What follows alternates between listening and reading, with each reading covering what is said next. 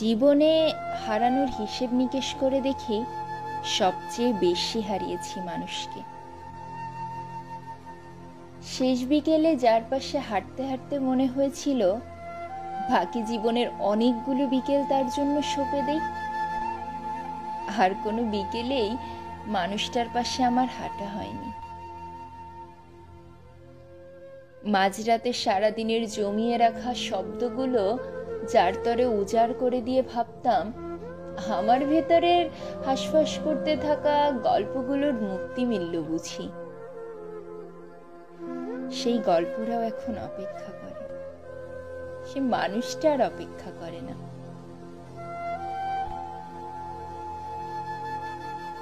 শহরে প্রতিদিন অমন বিকেল নেমে আসে।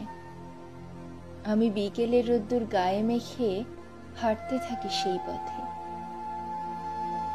সেই মানুষটাও বোধহয় হাঁটে যে পথে আমি নেই।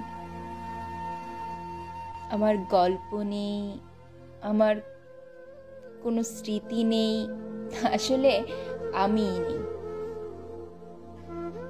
তারপর মাঝরাতে বুকের ভেতরের কারাগারে বন্দি গল্পগুলোর ভিড় যখন বাড়তে থাকে, শহরের প্রতিটি দেয়ালে দেয়ালে আমি মানুষটার নিখোঁজ সংবাদের পোস্টার সেটে দিতে চাই।